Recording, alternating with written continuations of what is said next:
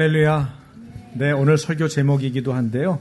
여러분하고 한번 이렇게 옆에 분에게 이렇게 인사해 볼까요? 교회가 잘 서면 가정도 잘 된다.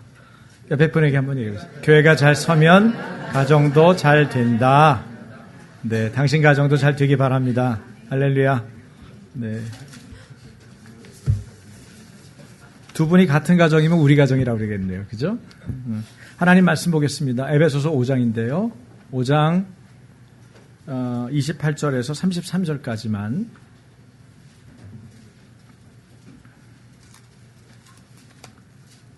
자, 오늘은 이렇게 읽겠습니다. 남편 한 장,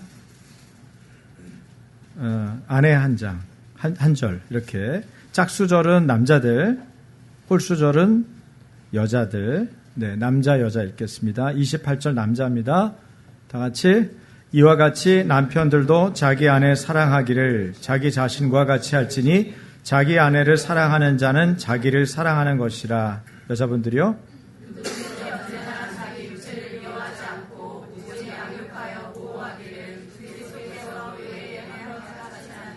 남자들, 우리는 그 몸의 지체임이라.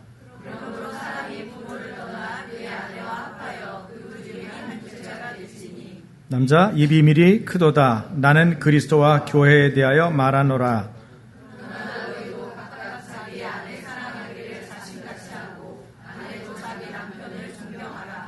아멘. 네, 우리 남자분들 대답해 보세요. 어떻게 하는 게 자기 사랑하는 방법입니까? 설교 시간에 별걸 다 묻죠?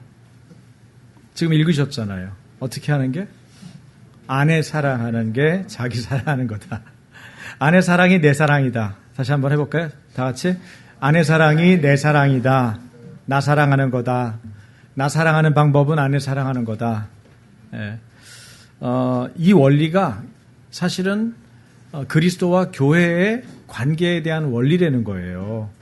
여러분. 지금 우리가 비유를 들어 보통 이야기할 때, 네, 아니에요. 좀 기다리세요. 네. 비유를 들어서 얘기할 때 뭘 얘기하죠? 목자와 양. 목자는 누굽니까?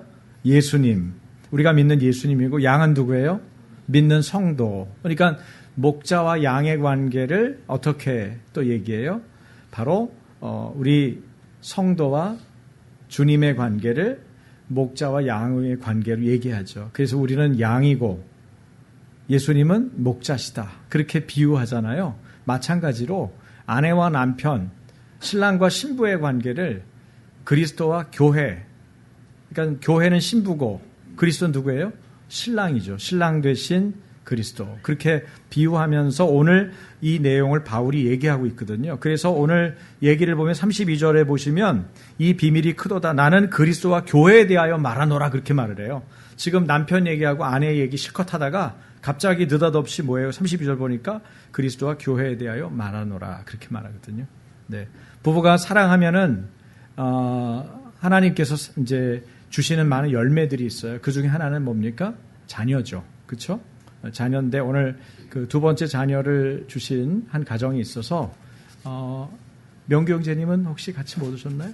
네, 나오시죠. 잠깐 우리 아기 첫 외출이에요. 아기가 태어나고 처음 왔기 때문에 신발 신고 그냥 올라오시면 돼요. 한명규 형제님, 김정현 자매님에게 주신 신발 신고 올라오세요. 한승연, 우리 잠깐 안고 기도하겠습니다.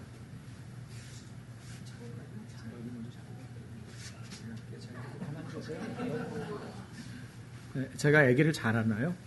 걱정하지 않으셔도 돼요. 네, 앞으로 오세요. 더 가까이 오세요. 두 분 가까이 오세요. 아이랑 맞닿을 정도로. 예, 됐어요. 그래야 사진도 나오고. 이쁩니까? 네, 우리 축복하고 기도할까요? 같이 기도하겠습니다. 하나님 아버지, 우리 승연이를 아침 교회 공동체에 주셔서 감사합니다. 특별히 명규 형제와 정연 부부에게 하나님 아이를 주셔서 감사합니다. 이 아이가 호흡하고 숨 쉴 때마다 주님을 찬양하고 노래하는 아이가 되게 해주십시오. 특별히 우리나라에 너무나 귀한 선물이 오고 있습니다. 통일이라고 하는 선물인데 이 통일이 이 자녀 세대에도 귀하게 아름답게 값지게 이 아이들에게 주어지길 원합니다. 전쟁 없는 통일을 주십시오. 그리고 승현이가 통일 때문에 더 귀하게 사용되게 해주십시오. 좋은 사람들 붙여주시고 믿음 잘 지탱하고 하나님을 높이는 귀한 자녀로 강건하게 온전하게 그리고 주님을 사랑하는 귀한 아들 되게 하여 주옵소서. 승현이를 양육하는 명교 형제와 그리고 우리 정현 자매님에게 믿음을 더하셔서 이 아이들을 신앙 안에서 이 아이를 믿음 안에서 잘 세워갈 수 있도록 주님 믿음의 믿음을 더하여 주옵소서. 예수님 이름으로 축복하며 기도합니다. 아멘. 굉장히 얌전하게 잘 있네요.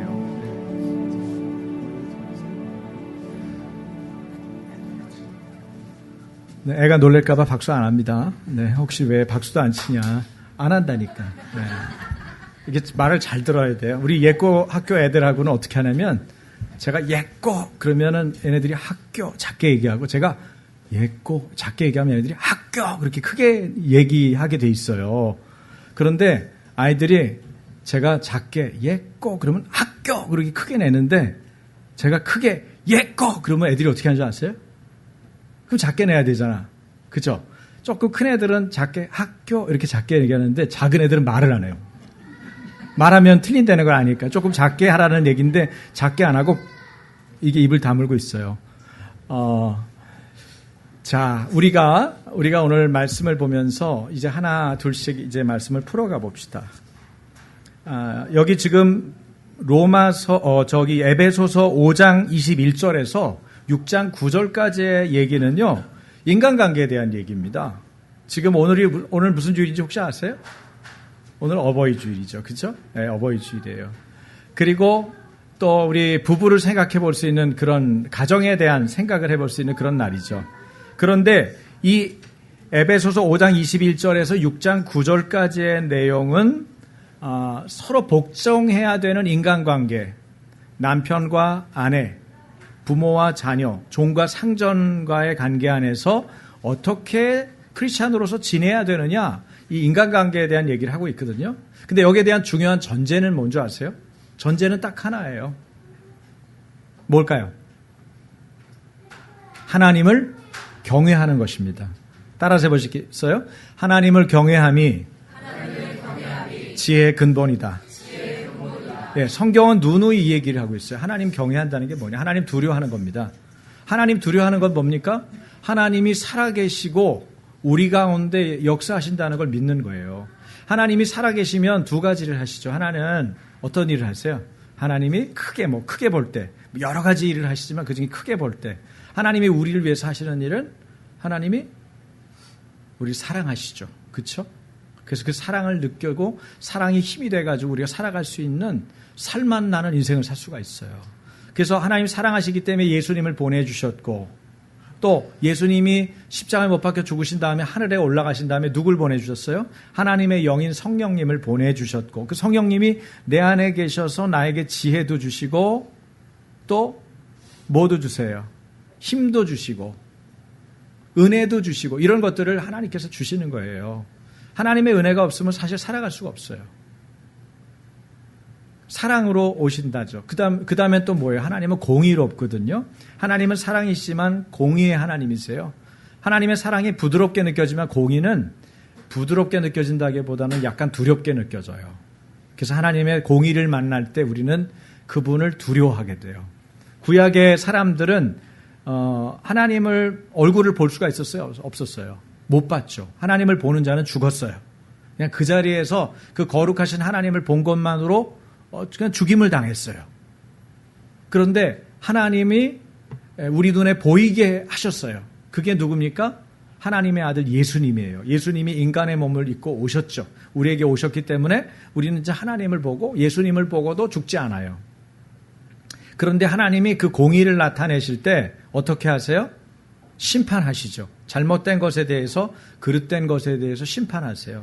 하나님은 사랑이시기 때문에 그 사랑이 얼마나 큰지 우리를 잘 용서하세요. 잘못해서도 용서하고, 죄를 지었어도 용서하시고, 넘어졌어도 일으켜 주시고, 우리 부모님이 그렇게 하듯이 우리를 따뜻하게 그렇게 해주시는데, 하나님이 참고 계속 기다렸는데도 마음을 거칠게 먹고 딱딱하게 먹고 하나님을 밀어내고 그러면 어떻게 돼요? 반복해서 나쁜 죄를 반복해서 짓고 상습적으로 그러면 어떻게 돼요? 하나님이 심판하세요. 그 결과가 어때요? 그 결과가 지옥에 가는 것입니다.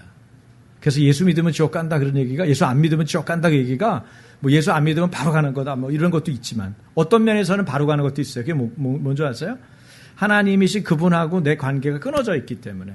여러분, 가정에서 지옥을 경험하는 방법이 뭘까요? 가장 가까운 사람하고 관계가 끊어져 있으면 지옥을 경험해요. 자식인데 말이 안 통해. 자식이 나만 차려보면 째려보고 나가. 밥은 어떻게 먹는지 먹기는 먹는데 숟가락 집어던져.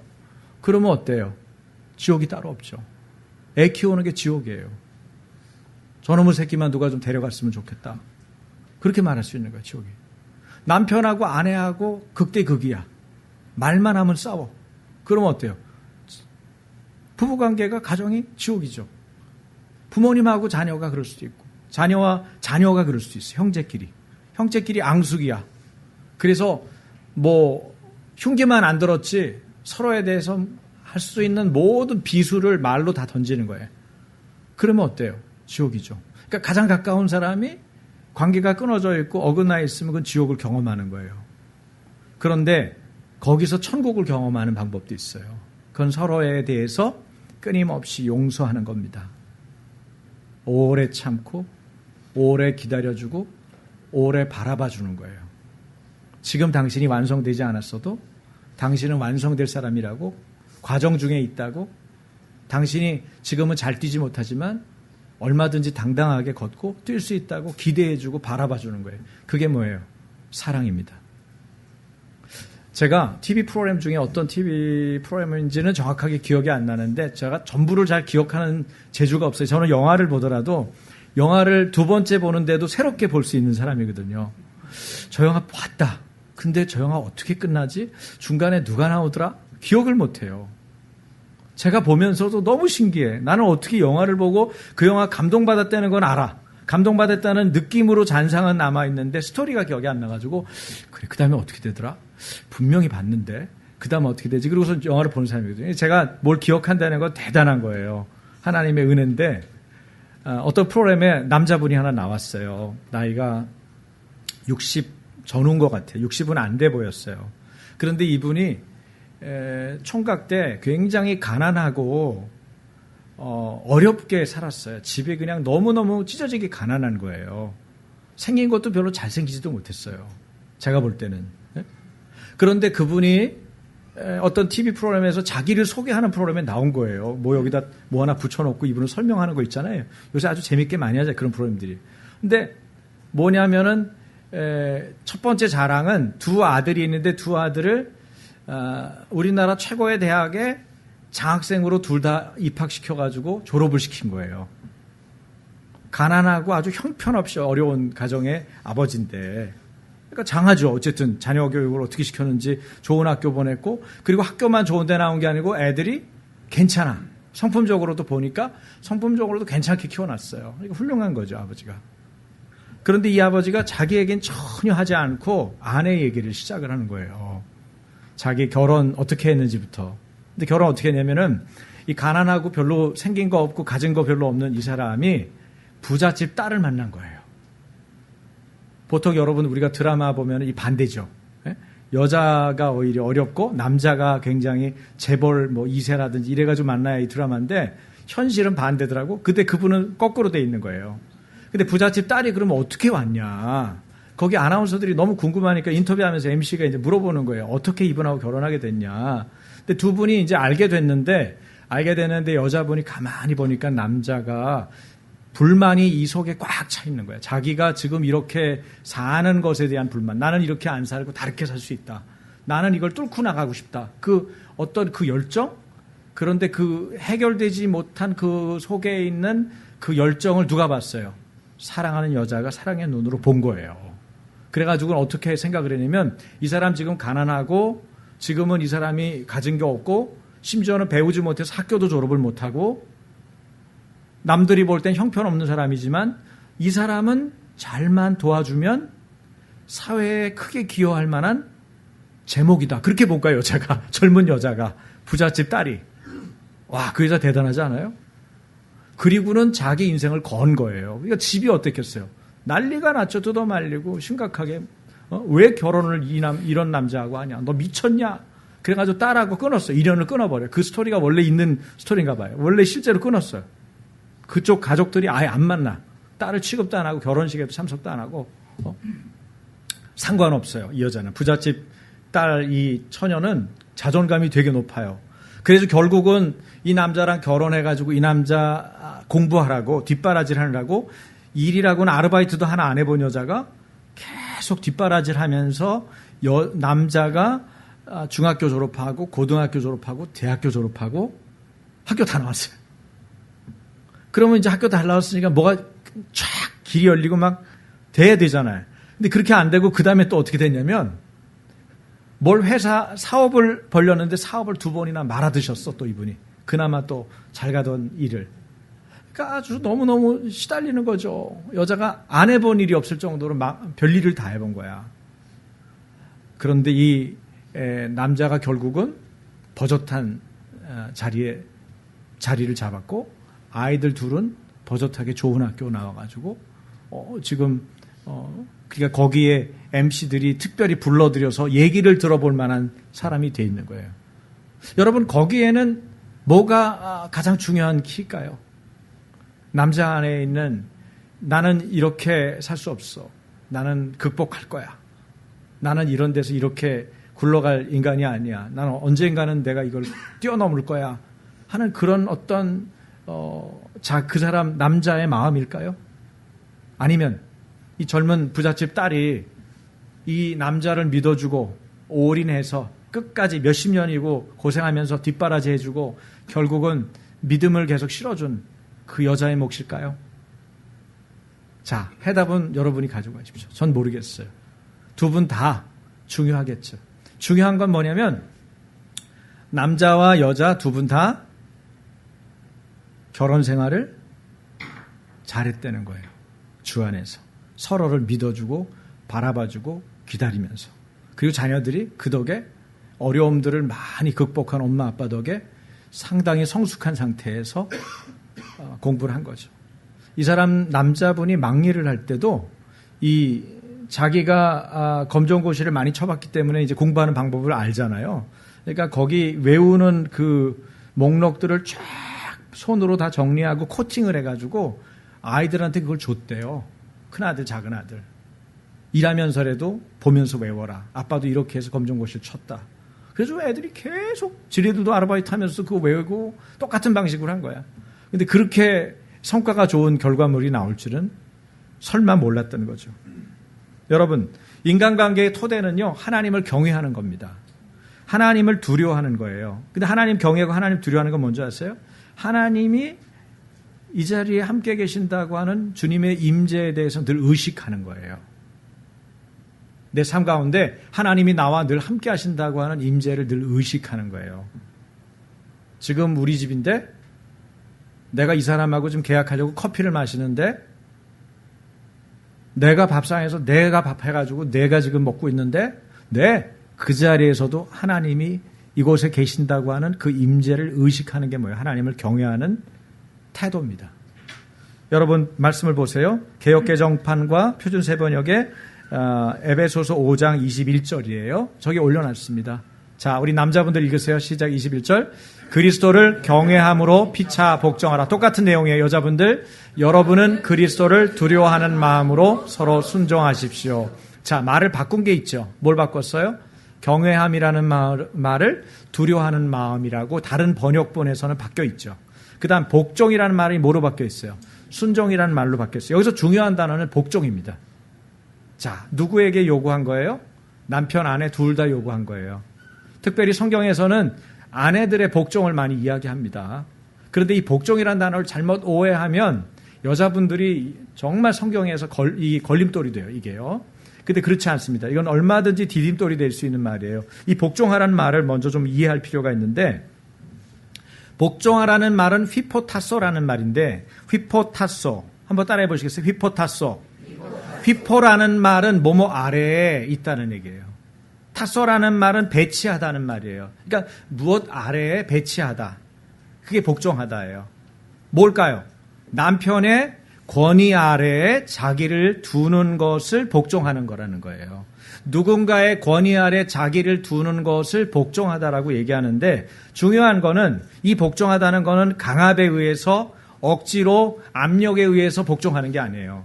우리가 아는 상식적인 그런 복종하다의 단어가 아니고 자기가 자발적으로 스스로 움직여서 하나님의 질서를 따라 남편의 권위 아래 자기를 두는 겸손한, 자기를 낮추는 태도를 말하는 겁니다. 그러니까 성숙하지 않으면 복종할 수 없죠. 주님을 경외하지 않으면 복종할 수 없어요. 그런데 이게 누구의 몫이에요? 1차적으로 서로의 몫이에요. 남편과 아내 모두의 몫이에요. 그런데 좀 더 구체적으로 얘기할 때는 하나님께서는 바울을 통해서 아내가 남편에게 이렇게 하라고 얘기하고 있어요. 복종하라. 어떻게? 자기 스스로 자발적으로 남편의 권위 아래 들어가서 자기를 낮추어 섬기는 태도를, 자기 자리를 유지하려는 거예요. 이 부분을 잘하는 것이 부부관계를 잘 맺는 방법이에요. 부부관계는 상호 복종의 관계거든요. 바울은 특히 아내들에게 이 복종을 강조하고 있고요. 주의할 거는 이것이 남편에 대한 복종이지 모든 남자에 대한 복종이 아니에요. 그래서 사회의 일반화적인 걸로 끌고 와가지고 여자들 나서면 안 돼, 뭐 이런 식으로 끌고 가는 분위기, 그건 잘못된 거예요. 지금 얘기하는 건 남편과 아내의 관계에서의 복종의 얘기를 하는 거고, 남편도 하나님을 경외함으로, 하나님을 두려함으로 아내에게 복종해야 되고, 아내도 하나님을 경외함으로 남편에게 복종하라는 얘기를 하고 있는데, 특별히 아내를 우선적으로 얘기하고 있는 것이 바울의 메시지라는 거예요. 하나님의 질서의 문제예요. 왜? 그리스도가 교회의 머리이듯이 남편이 아내의 머리 뒤에 딱 그렇게 얘기하거든요. 머리는 뭐예요? 헤드십을 말하는 거예요. 여러분, 우열에서 위아래가 있어야 돼요. 그게 없으면 질서가 무너지는 거예요. 심지어는 강아지들끼리 놀 때도요, 강아지들이 뭘 합니까? 예? 서열을 딱 정해요. 개들 안 키워보셨어요? 개들이 몇 마리가 딱 있으면 개들이 서열을 먼저 정해요. 안 그러면 싸워야 돼요. 싸워서 서열 정리를 해야 돼. 근데 집에서 둘이 똑같아. 어떤 일을 결정할 때 이건 당신이 결정해. 이렇게 해주면 좋은데 서로가 경계선이 없이 서로가 1등이야. 서로가 머리야. 그러면 어려워지는 거예요. 여러분, 우리가 어떤 일을 결정할 때 무언가가 판단해야 될 문제인데 충돌이 동일하게 50대 50으로 일어나면 어떻게 해야 돼요? 여보, 당신이 결정하는 대로 내가 따를게요. 아내들이 그렇게 말해줄 수 있어야 돼요. 왜? 성경이 질서를 말하고 있으니까. 무슨 얘기인지 아시겠어요? 물론 주 안에서 복종하고 주 안에서 순종해야죠. 주님 안에서라는 얘기는 하나님의 뜻 안에서. 아닐 때는 끈덕지게 기도하는 게 필요해요. 사람을 살리기 위해서, 섬기기 위해서. 그래서 그리스도는 몸의 구주가 된다라는 말을 그 다음에 하고 있는데, 몸은 뭡니까? 교회는 교회의 머리가 그리스도고, 교회의 몸이, 아니, 그리스도의 몸이 뭐예요? 교회잖아요. 그러니까 머리 대신 그리스도를 중심으로 해서 몸이 된 교회가 구주, 헤드십을 인정하면서 살아야 되는데, 왜 이분이 헤드십입니까? 그리스도가. 교회를 보호하고 교회의 필요에 대한 것을 예수 그리스도께서 채우시기 때문에 그런 거예요. 그러면 아내의 머리가 되고 아내의 구주가 되는 남편은 어떻게 해야 된다는 얘기예요? 남편의 역할은 뭐예요? 아내의 필요를 채워주고 아내를 보호하는 역할을 책임지고 해야 된다는 얘기예요. 그런 부분이 본인의 역할이라는 것도 감수하고 있어야 돼요. 근데 아내의 안전, 아내의 복지, 아내의 삶의 필요를 채워주고 책임지는 면에서 그런 부분에 대한 책임의식을 갖고 남편의 권위 아래 들어온 아내를 보호하고, 그리고 책임지고 섬기고, 거기에 대해서 주님을 경외함으로 서로 복종하고 하는 태도가 옳은 길이고 바른 자리라는 거죠. 바울은 아내에 대해서 복종하라, 남편에게 복종하라 그렇게 말하지만 동시에 남편에 대해서는 더 긴 명령을 내립니다. 절수로 보면 한 절이 더 길어요. 내용도 더 좀 부담되는 내용이 나와요. 더 긴 주님의 명령 안에는 예수님께서 교회에게 하신 일, 어떤 일을 하셨죠? 예수님은 자신의 생명을 교회에 내어주셨죠. 그게 십자가죠. 자기가 죽은 거야, 교회를 위해서. 교회를 구원하기 위해서, 교회를 새롭게 하기 위해서, 교회를 거룩하게 만드시기 위해서 당신의 생명을 주셨어요. 그런데 그게 누구라는 거예요? 남편이라는 거예요. 남편은 아내를 위해서 뭘 해야 된다는 거예요? 죽을 수 있어야 돼요. 남편들만 한번 따라해보세요. 나는 아내를 위해 죽을 일이 있으면 마땅히 죽는다. 근데 이게 남편들의 역할이에요. 그러니 가벼운 일이 아니죠. 그런 남편을 두고 있으니까 아내들은 어떻게 해야 돼요? 주님 안에서 복종합니다. 라고 얘기하는 거예요. 그런데 그것에 대한 전제가 뭐라고요? 남편이 남편 깜을 할 때, 아내가 아내 깜 노릇할 때 그때 복종한다는 얘기예요? 아니라니까요. 전제는 거기에 있지 않아요. 사람들에게 있는 게 아니고 하나님을 경외하는 것, 하나님을 두려워하는 것에 있어요. 그게 뭐예요? 하나님의 임재를 날마다 의식할 때 느껴지는 거예요. 하나님 살아계셔. 하나님이 살아계시는데 남편을 이렇게 다루면 안 되겠다. 이렇게 대우하면 안 되겠다. 하나님 살아계시는데 아내를 이렇게 멸시하는 태도를 보이면 안 되겠구나. 이런 생각을 우리 안에 가질 때 이 일들이 일어나는 거예요. 그러면 관계들이 온전해지는 거죠. 그거는 부부관계만 그런 거는 아닙니다. 그런데 지금 제가 부부관계를 통해서 그리스도와 교회의 관계를 여러분에게 설명하기 위해서 거기에다만 포커스를 맞출 뿐이에요. 그러니까 혹시 싱글이거나 나는 지금 혼자인데 왜 내 얘기는 안 해주고 지금 둘 얘기만 하냐, 뭐냐, 이거 싱글은 없는 거냐? 목사님 결혼했다고 자기 얘기만 하네. 그렇게 생각하시면 안 돼요. 이거는 교회에 대한 얘기를 여러분에게 드리면서 남편과 아내 얘기를 가지고 얘기를 하는 거예요. 어쨌든 남편은 그리스도가 교회 하신 것처럼 아내를 위하여 기꺼이 생명을 다해 사랑해야 돼요. 희생적인 헌신을 요구한다는 것입니다. 아내를 다스리라고 하지 않고 희생적인 사랑을 하라고 주님이 명령하고 있는 거예요. 성경에서 말하는 복종이나 사랑은 세상에서 생각하는 우열싸움, 주도권 다툼, 이기적인 동기로 세워지는 이런 것들하고 다른 거예요. 자발적인 사랑과 헌신에 기초한 상호 복종을 말하는 것입니다. 하나님의 사랑은 여러분 따라서 해보십시오. 자신의 유익을 구하지 않는다. 사랑은 나의 유익을 구하지 않는다. 그러니까 사랑을 하면서 계산하는 사람은 아직 사랑에 빠진 게 아니에요. 누가 연애를 하는데 아유 오빠 제가요 걔를 만나면요 맨날 제가 차값도 내고요 밥값도 내고요 심지어는 제가 차비도 내요. 좀 너무 억울해요. 그래? 그럼 걔를 만나지 말아야겠다. 제가 아들이 만약에 그렇게 얘기하면 충분히 그렇게 충고할 거예요. 왜? 나는 안 아깝더라고. 예? 치킨 사주고 수박 사주고 팥빙수 사주고 그런데 더 사줄 돈이 없어서 생각을 했지 돈이 아까워서 이 여자 그만 만나고 싶다고 생각하지 않았던 거죠. 여러분 그게 사랑인 거예요. 사랑은 나의 유익을 구하지 않는 거예요. 근데 남편하고 아내로 결혼해놓고 10년 20년 살아놓고 뭐라 그래요? 야! 네 통장 얼마 있어? 왜 내 통장에 있는 것만 쓰는 거야? 여러분 뭐 하고 있는 거예요? 사랑이 식은 거예요. 그러니까 통장 계산할 문제가 아니고 내 사랑을 회복시키는 것이 지금 큰 과제죠. 지금 주님을 경외하면서 떠났기 때문에 그런 부분에 대한 지혜가 없는 거예요. 사람이 지혜가 없으면 인생을 어렵게 살아요. 많이 배웠어도, 열심히 뛰었어도, 세상에서 잘 나갔어도 안 돼요. 제가 보니까 안 되더라고. 제 친구들도 꽤 잘난 애들 많거든요. 근데 안 되는 거예요. 그래서 가만히 관찰을 해보니까 저를 보고 옆에를 보고 역사를 봐도 뭐가 문제예요? 하나님을 경외하면서 떠나 있으면 지혜가 없는 거야. 지혜가 없으니까 인간관계에 대해서 맨날 계산하는 세상적인 방법으로 돈 계산하고 사람 계산하고 자기의 주도권 계산하고 이익 계산하다가 망하는 거예요. 인간관계에서 실패하는 거예요. 여러분 돈을 잃어버려도 사람 관계는 잃어버리면 안 돼요. 특별히 가까운 사람들하고. 그런 부분을 하나님의 보호가 하나님의 인도하심이 있도록 여러분 구하셔야 돼요. 제가 여러분들 축복할 때도 그렇게 합니다. 하나님 가정에 하나님의 복을 주십시오. 하나님의 은혜가 임하게 해주십시오.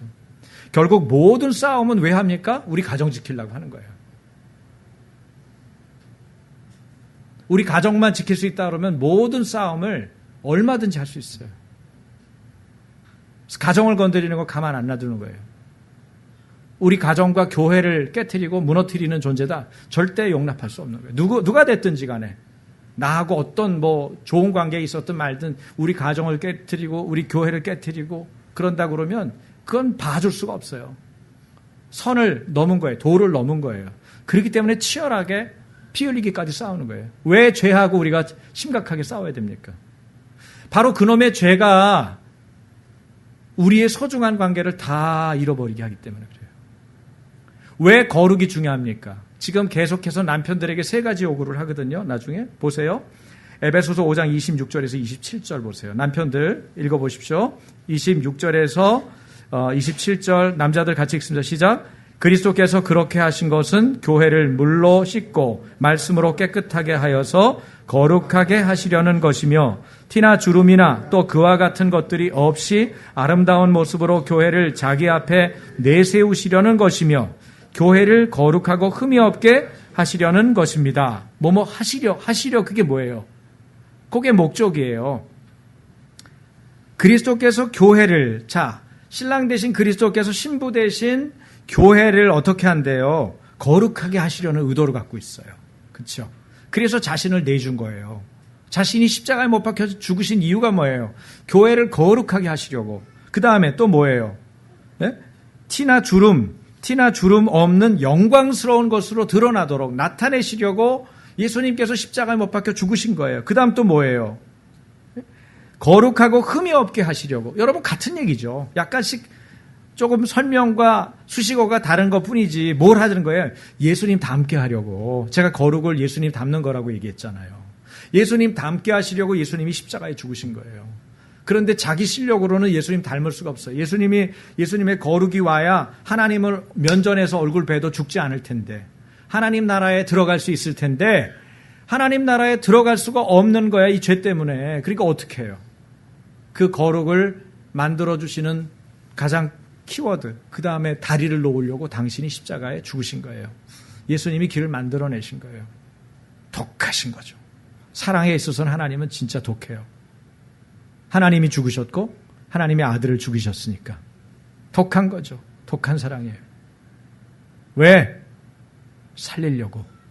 하나님의 일은 항상 살리기 위해서 시작되는 거예요. 하나님이 교회를 왜 여기 이 세상에 두셨습니까? 세상을 살리기 위해서 두셨습니다. 하나님이 왜 가정을 만드셨습니까? 창조하셨습니까? 가정을 창조하신 분이 하나님이거든요. 네? 가정과 교회라고 하는 기관을 창조하신 분이 하나님이에요. 왜 가정을 만드셨어요? 생명을 생산해내고 살리기 위해서 가정을 두신 거예요. 그래서 가정과 교회는 살리는 일에 주력해야 돼요. 만약에 파괴하고 죽이는 일에 주력하는 가정과 교회가 있다면 하나님의 심판을 모면할 수가 없을 것입니다.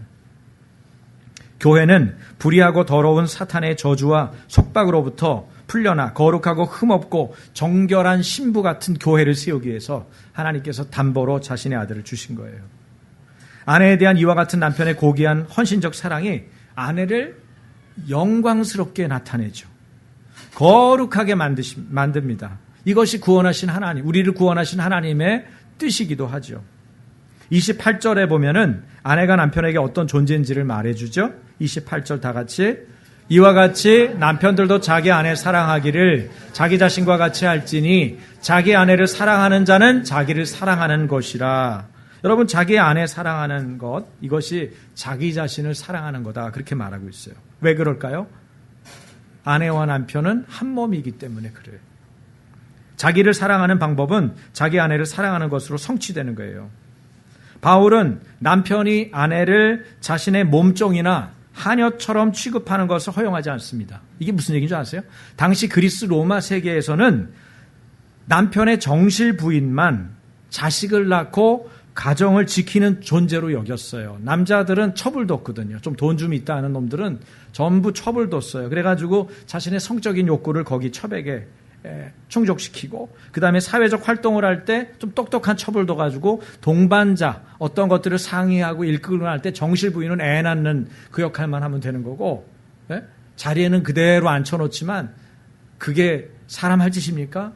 이것은 아내를 사랑하는 방법이 아니에요. 근데 그리스 로마 세계에 평범한 이방인들은 그렇게 살았다는 거예요. 그런데 그런 사회적 분위기에서 하나님의 말씀이 성경, 그 당시를 배경으로 쓴 편지에서 바울은 그것과 맞서서 지금 하나님의 말씀을 전하고 있는 거예요. 여러분, 이 말씀이 얼마나 귀한지 아시겠죠? 지금 우리는 이미 그것을 경험한 서구 세계의 수많은 영향과 기독교적인 문화를 이미 접한 한국의 땅에서 이 옛날에 그것이 어려웠던 이 시대적인 배경이 전혀 그것과는 무관했던 지옥 같은 세계에서 편지를 통해서 하나님의 말씀을 전파한 바울의 스토리, 바울의 메시지를 오늘 듣고 있는 거예요. 그러니까 오늘 입장에서 들으면 그래 맞아 아내를 사랑해야지 아내는 맞아 좋은 거지 아내 사랑하는 게 내 사랑하는 거지 이렇게 쉽게 얘기할 수 있을지 모르지만 사실 그 세계에 대한 배경을 이해한다 그러면 이게 얼마나 어려운 얘기를 강력하게 하고 있는지를 아셔야 돼요. 자기 사랑처럼 인간에게 간절하고 지극한 것이 있을까요? 여러분 우리는 나를 사랑합니다.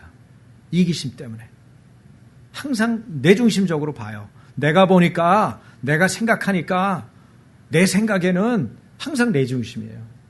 그래서 입장을 바꿔놓고 생각하는 게 어렵고 내 이기심이 끌어오르죠. 자기 자신의 사랑을 늘 향합니다. 이것이 인간의 죄의 뿌리예요. 인간의 죄의 뿌리에는 이기심이 있어요. 이기심은 우리 인간의 죄의 뿌리입니다. 그러니까 나의 이기심하고 반대되는 생각으로 가면 건강하게 살 수 있는 거예요. 사실은요. 그런데 예수 그리스도는 자기 자신이 아니라 다른 사람들 바로 우리들에게 당신의 사랑을 보이셨어요. 예수님 자신이 아니라 예수님 외에 다른 사람인 이 세상에 대한 사랑으로 우리에게 당신의 사랑을 보이셨다고요. 그게 그리스도의 몸이 바로 우리이기 때문에 우리를 그리스도의 몸으로 봤기 때문에 그렇게 하실 수 있었던 거죠. 여러분 아내와 남편도 같습니다. 한 몸이기 때문에 그렇게 해야 된다는 거예요. 자 볼까요? 우리 창세기 2장 24절의 내용을 인용한 얘기인데 에베소서 5장 31절 32절입니다. 자 창세기 얘기가 에베소서에도 반복해서 나오는데 같이 읽어봅니다. 그러므로 사람이 부모를 떠나 자기 아내와 합하여 그 둘이 한 육체가 될지니 이 비밀이 크도다. 나는 그리스도와 교회에 대하여 말하노라. 제 말이 맞죠? 지금 그리스도와 교회에 대해서 바울이 말하고 있는데 부부에 대한 말을 하면서 그 얘기를 하고 있는 거예요. 그러니까 우리는 부부관계를 생각하면서 동시에 교회를 생각하는 지금 오버랩 구조에서 이 메시지를 듣고 있는 거예요. 대단한 화법이죠. 바울의 이 대단한 메시지를 생각하면서 들어보세요. 바울은 다시 한번 남편과 아내의 관계를 강조합니다. 창조의 원리를 따라 아내와 남편이 여러분 한몸됨을 말하고 있어요. 여러분 결혼의 목표가 뭡니까? 여러분 왜 결혼하셨어요? 결혼한 분들, 기혼자들. 잘 먹고 잘 살려고요? 아니면 네? 사랑하니까. 좋은 얘기죠. 저렇게 권사님처럼 용기를 내서 말씀해 보세요. 왜 결혼하셨어요? 왜? 아니 그때 지금 말고 지금 상황에는 잘못했어요 제가요. 이렇게 하지 마시고 왜 그때 결혼하셨냐고요. 왜? 여러분 얘기하는 시간이에요. 저 기다릴 거예요. 왜 결혼하셨어요? 이경성 집사님 왜 결혼했어요? 소원 집사님 말 잘해야지. 빨리 질러버려.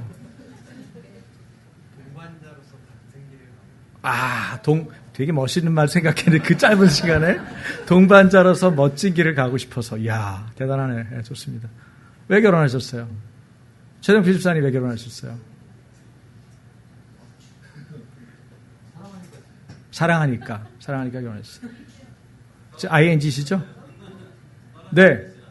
떨어지기 싫어서, 떨어져 있기 싫어서. 네, 좋아요. 네. 얘기하세요. 한두 분만 더. 우리 연세 있으신 분도 좋습니다. 아니면 앞으로 저는 이것 때문에 결혼할 겁니다. 그렇게 할 사람도 얘기해 좋고.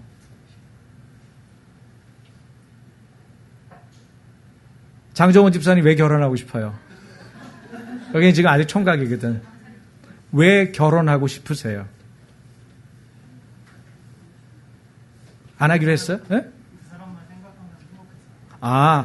벌써 있어? 이게 굉장히 믿음의 말인데? 장정원 집사님, 박수 한번 쳐줘요. 야. 그 사람만 생각하면 행복해서. 예. 그렇죠. 그림을 먼저 그려야 이게 길이 오는 거예요. 길이 열리고 사람이 거기서 걸어오는 거지. 맞아요. 야, 믿음의 말이에요. 여러분, 그런데 성경은 뭐라 그래요? 성경은 왜 결혼의 목표가 뭐라 그래요? 오늘 말씀을 보니까 아내와 남편과 아내가 하나 되도록 하려고 결혼했다. 남편과 아내의 하나됨을 얘기하고 있어요. 이건 육체적인 하나됨만을 말하는 게 아니고요. 영적인 하나됨, 정서적인 하나됨, 사회적, 관계적인 하나됨을 다 포함하는 거예요. 이 하나됨을 통해서 뭘 보려는 거예요? 남자와 여자의 연합을 통해서 그 엄청난 친밀함을 통해서 하나됨을 통해서 뭘 보려는 거예요? 그리스도와 교회의 하나됨을 경험하라는 거예요. 그리스도와 교회가 이와 같아야 된다. 그러니까 부부가 하나 돼서 제대로 연합하지 않으면 교회와 그리스도의 관계를 제대로 이해하기가 어려워요. 여기에 비밀이 있다고 얘기하는 거예요, 바울이. 여기 큰 비밀이 있다고 얘기하잖아요. 지금 보세요. 큰 비밀이 있다는 거예요. 볼 사람은 보고 안 볼 사람은 안 보이는 거죠. 비밀은 뭐예요? 그리스도께서 당신의 죽음을 통해서, 당신의 십자가를 통해서 그리스도와 교회의 관계를 남편과 아내의 비유를 통해서 열어 보여주셨다는 거예요. 감추어진 거를 열어 보이셨다는 거예요. 계시하셨다는 거예요. 이게 비밀이에요. 이거 아는 자는 남편과 아내를 대하는 것도 다를 거고 교회와 그리스도의 관계에 대해서 달리 생각하겠죠. 지혜로운 충고가 있습니다. 남자가 마음을 여는 만큼 여자는 몸을 연다. 그렇게 말하고 있어요. 이거 굉장히 실제적이면서 중요한 얘기입니다. 다시 한번요. 남자가 마음을 여는 만큼 여자는 몸을 연다. 왜 우리 부부는 어려울까? 남자가 마음을 안 열어서야. 왜 문제가 될까? 여자가 몸을 안 열어서 그러는 거예요. 여러분, 건강하고 이상적인 부부는요, 하나님을 경외함으로 서로에게 복종하는 것입니다. 하나님을 경외하기 때문에 자신을 내주는 거예요. 기꺼이, 기쁨으로, 감사함으로, 하나님의 은혜 가운데서. 그렇기 때문에 자신이 존중히 여겨야 될 상대에 대해서 복종하려면 먼저 존중히 여기고 그 사람 말을 어떻게 해야 돼요? 경청하고 공감해야 되잖아요. 그래서 경청하고 공감하기 위해서 귀를 기울이고 마음을 기울이는 거예요. 그러면 하나님께서 은혜를 주시는 거예요. 너 나한테 순종하려고 몸부림치는구나. 그때 하나님의 은혜가 임하는 거예요. 내가 겸손하면 뭐든지 끌어와요. 내가 겸손하면 하나님의 은혜가 모든 것들을 끌어당겨요. 그때 내가 그걸 감당할 수 있는 힘이 생기는 거예요. 그리스도와 교회를 알아가면 알아갈수록 우리는 가정도 알아갈 수 있습니다.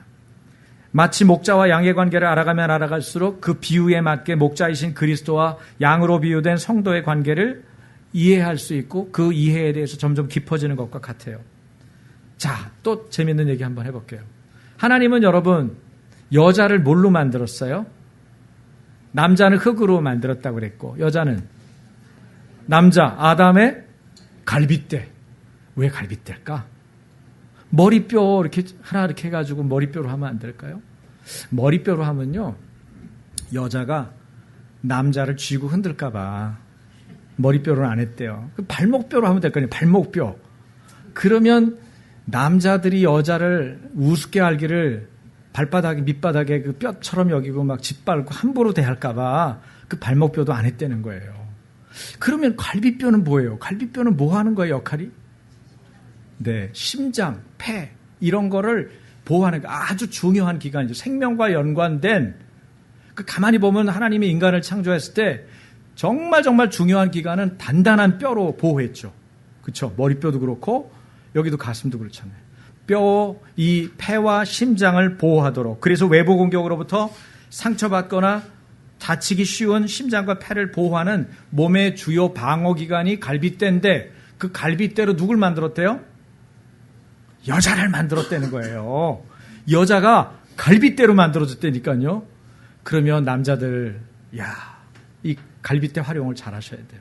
여자분들 갈빗대 역할을 잘 하셔야 돼요. 갈빗대가 뭘 해야 돼요? 아내가 하는 일이 뭔지를 보여주는 역할이죠. 그 대목이에요. 아내는 남편의 뭘 지켜줘야 될까요? 마음을 지켜주는 일을 해야 돼요. 남편의 마음을 지켜주는 일. 왜? 마음이 생명의 근원이기 때문에.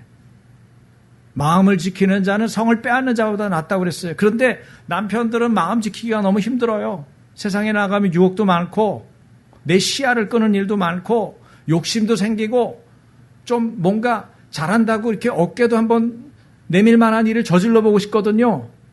그래서 아내 몰래 어떻게 해보기도 한다고. 그러다가 일 저지르는 거예요. 실수하는 거예요. 원래는 잘하려고 그랬던 거예요. 여러분 개인사 제가 몰라요. 혹시 내 얘기네? 목사님 또 누구한테 들은 거야? 나는 항상 그럴 때마다 두려워. 제가 예전에 있던 강단에서도 그 교회가 뭐 800명, 1000명 이렇게 있는 이제 안 목사 이번 주에 설교해 그래가지고 이제 담임 목사님이 시켜가지고 저는 그냥 열심히 기도하고 준비하고 나간 거야. 아무도 몰라요. 근데 하고 나오면 새벽에 누가 와가지고 제 얘기를 목사님 누구한테 들었길래 그 얘기를 하신 거예요. 예? 무슨 얘기인데요? 자기 얘기를 막 그때 하는데 어떻게 보면 일치하는 내용이 너무 많은 거야. 몰라요, 나는요. 그런 거. 하나님께서 말씀을 주셨기 때문에 여러분에게 던지는 거예요. 어쨌든 남편의 마음을 지켜주는 일. 그래서 남편이 어디서 잘 넘어지는지, 마음이 어디서 상하는지 취약한 부분을 잘 알아야 돼요. 아내들은 분별력, 영적인 감각이 있어야 돼요. 영적인 성령의 영적인 감각이 예민해야 돼요. 우리 남편은 이게 약하다. 그러면 자꾸 주지시켜줘요. 여보, 오늘 눈 다른 여자한테 두면 안 되고 항상 그럴 때마다 나를 생각하세요.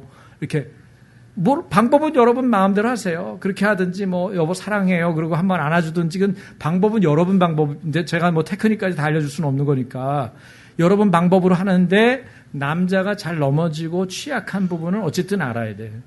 돈에 대해서 자꾸 흔들리고 그런 분들은 통장을 뭐 아내 명의로 바꿔놓든지 뭐 그럼 여러분이 알아서 하셔야지 제가 어떻게 하겠어요. 너무 구체적으로 알려드렸나?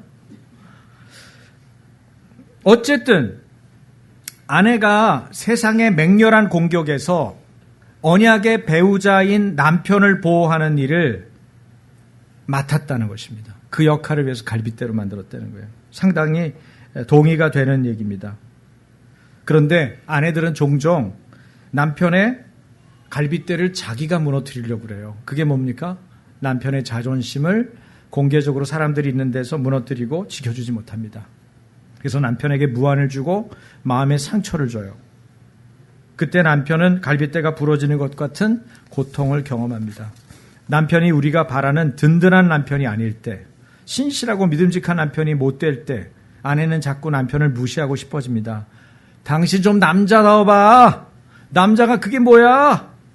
소갈머리하고는 뱀댕이 소갈머리 같아가지고 이렇게 말하고 나면은 그 사람 마음이 갑자기 성장합니까? 막 성장해가지고 막 무슨 말이든지 난 다 해도 다 들어줄 수 있어. 이렇게 됩니까? 더 뱀댕이가 되는 거예요. 뱀댕이 소갈딱지가 되는 거예요. 정말 그렇게 믿으면 더 그렇게 말하면 안 되죠, 여러분. 지혜가 없는 거죠.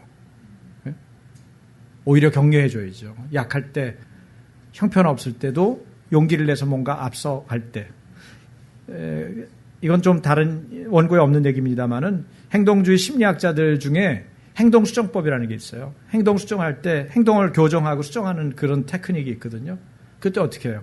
바람직한 방향으로 방향 전환만 해도 보상을 합니다. 돈을 준다는 게 아니에요. 격려를 한다는 거예요. 여보 고마워. 날 쳐다봐줘서. 쳐다본 것도 아니야. 눈도 아직은 안 돌아갔어. 그런데 그쪽으로 몸을 틀은 것만 해도 격려를 하는 거예요. 계속 격려하다 보면 어떻게 돼요? 원하는 행동으로 자기 행동을 수정해 나가는 거예요. 근데 똑같은 행동을 할 때까지는 절대 내가 반응을 안 하겠다. 어떻게 그 행동까지가 갈 거예요? 가는 과정은 전혀 무시하는 거예요. 관심 없어요. 상대방이 달라지기 시작할 때 달라지기 시작한다고 생각되는 것을 믿음으로 취하시는 거예요. 신앙적인 관점에서 보자면 그래서 그것을 바라봐주고 기대해주고 말해주고 격려하는 것들이 필요합니다. 그러면 사람들이 믿음의 말들을 하고 믿음의 행동들을 나아갈 수가 있어요. 아내는 남편을 공격하고 지적하고 가르치려고 들면은 안 됩니다. 남편은 그럴 때마다 자기를 방어하고 보호하기 위해서 허세를 부리거나 대화를 거부하기 시작할 겁니다. 도망갈 거예요. 이런 방법은 아내가 갈빗대로서 남편을 돕고 보호하는 방법이 못 되죠. 갈빗대는 절대 날카로운 끝으로 심장을 찌르지 않습니다. 제자리에서 심장을 보호하고 지킵니다. 누군가 심장을 해하려 한다면 먼저 갈빗뼈부터 부러뜨려야 될 거라고 맞서는 것입니다. 그게 아내들의 역할이고 위치입니다. 교회는 그리스도의 신부입니다. 신부가 흠없는 정결함으로 갈빗대 역할을 잘하고 있느냐? 우리가 교회이기 때문에 그것은 물어야 돼요. 그리스도를 욕되게 해도 입 다물고 있고 교회를 해하려고 해도 침묵하고 있다면 그게 무슨 크리스찬입니까? 그게 무슨 신부입니까? 갈빗대 신부 맞습니까? 교회는 잘못 써 있는 것입니다. 오늘날 교회가 잘못 써 있기 때문에 세상이 교회를 우습게 보는 거예요.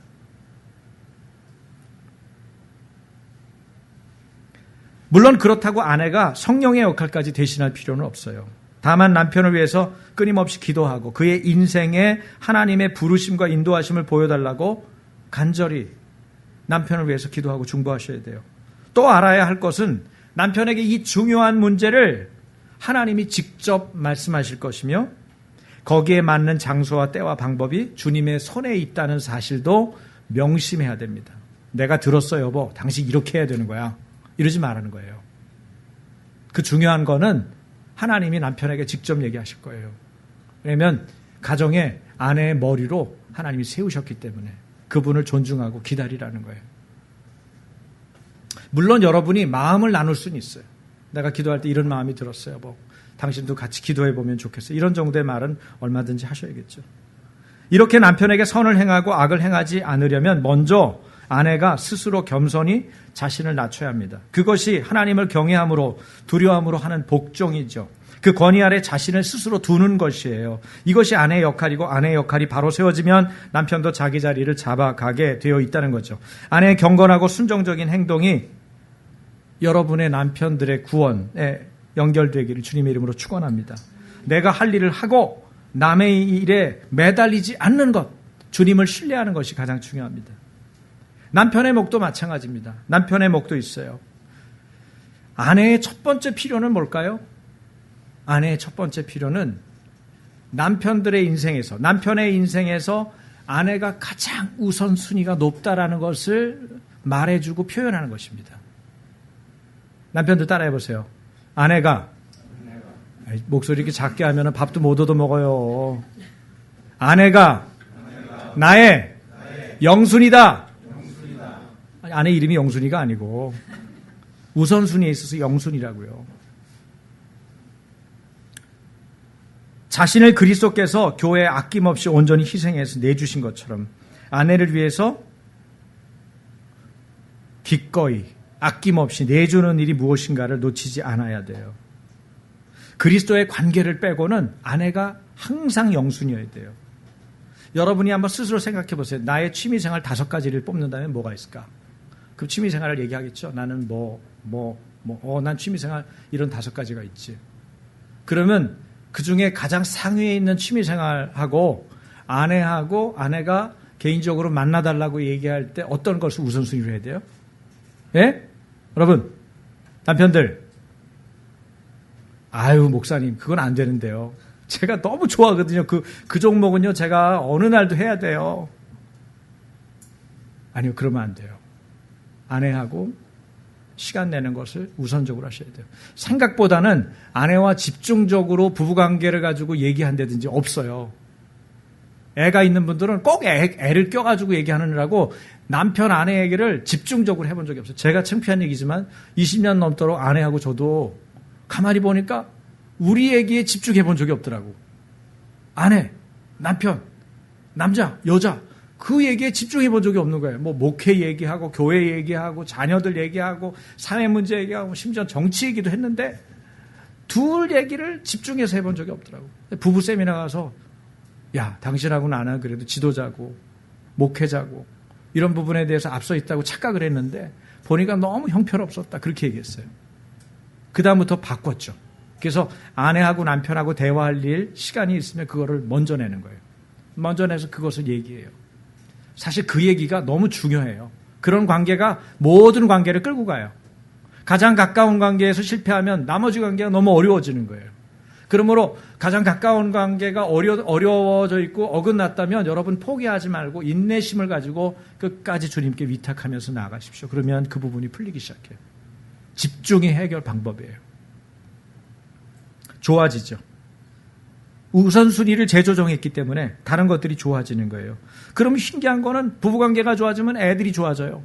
그래서 제가 애들도 가르치고 여러분도 말씀을 전하기 때문에 금방 알아봐요. 여러분 얼굴 표정 보면은 애들 보고 알고 내려왔는데 보면 표정이 둘이 달라져 있어. 예. 그럴 수밖에. 엄마 아빠가 달라졌는데 애가 안 달라질 수가 있나. 완전히 달라져요. 애한테 가장 좋은 선물을 주고 싶다면 둘이 잘 지내십시오.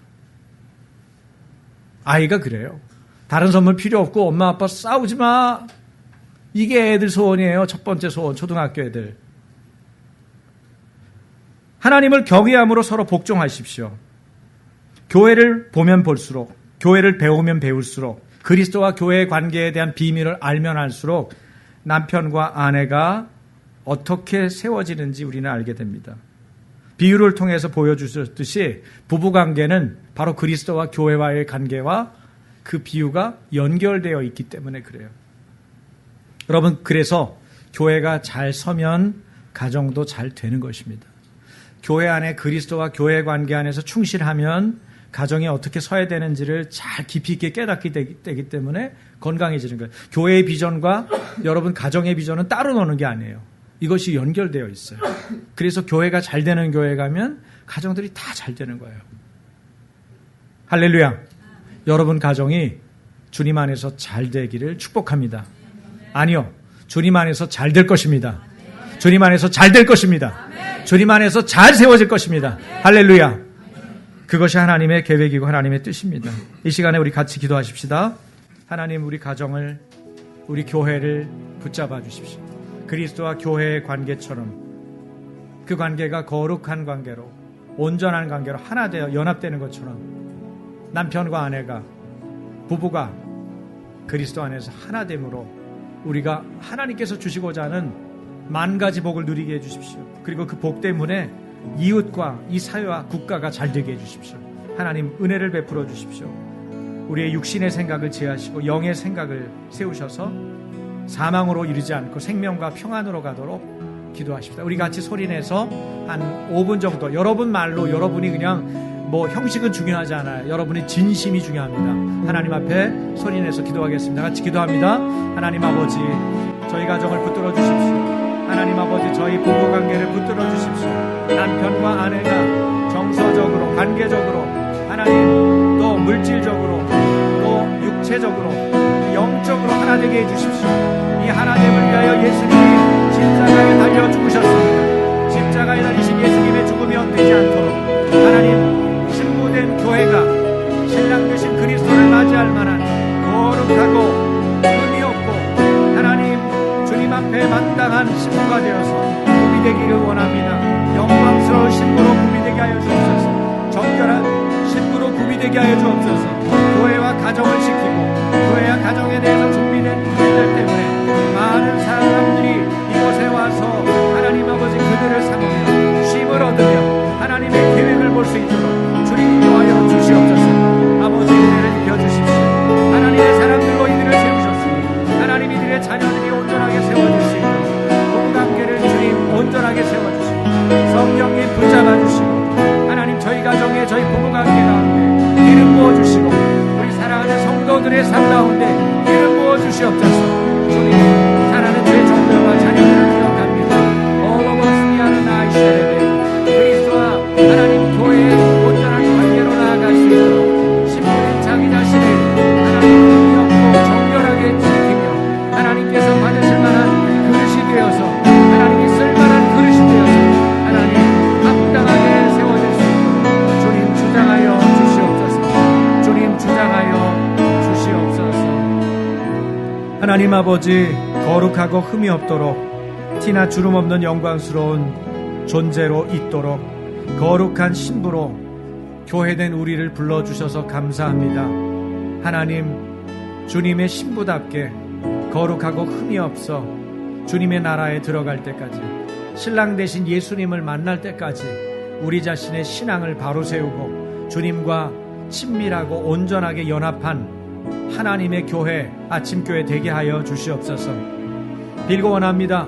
가정마다 남편과 아내가 하나님을 경외함으로 피차 복종하게 하시고 특별히 갈빗대 역할을 감당해야 될 아내들이 하나님 남편의 여러 가지 시험과 마음의 어려움들을 함께 감내하며 맞서 싸울 수 있도록 성령님 이 시간 아내들에게 기름 부어주시되 성령의 충만함으로 기름 부어주시고 남편을 위하여 눈물로 기도할 때 그 눈물의 기도가 남편을 세우고 남편을 구원하고 남편의 영혼이 주 안에서 잘 되도록 주님 은혜를 입혀 주시옵소서. 남편들이 아내를 위하여 주님을 경외함으로 자기 자신을 내어줄 때 주님의 사랑을 기억하게 하시고 주님께서 내어주신 그 사랑을 하나님 자신의 사랑으로 받아들이며 아내를 위하여 아내를 보호하고 안전하게 지키고 그 필요를 채워주고 아내를 무엇보다 우선순위로 여기고 존중히 여기는 남편들 다 되게 하여 주시옵소서. 하나님, 우리의 노력과 열심과 계획으로는 도무지 우리 자신의 육신의 생각을 이겨낼 재간이 없습니다. 아버지, 우리를 불쌍히 여겨주셔서 우리가 주님의 은혜 때문에 아버지 주님으로부터 받은 사랑과 용납 때문에 아내를 사랑하고 남편을 하나님 존경하고 피차에 복종할 수 있는 하나님의 은혜가 성령 가운데 말씀을 통하여 이 시간 임하게 하여 주시옵소서. 우리의 가정을 새롭게 하시고 우리의 교회를 새롭게 하시는 주님을 찬양합니다. 경배를 받으시고 예배를 받아 주시옵소서. 예수님 이름으로 축복하며 기도합니다. 아멘. 우리 다 같이 일어나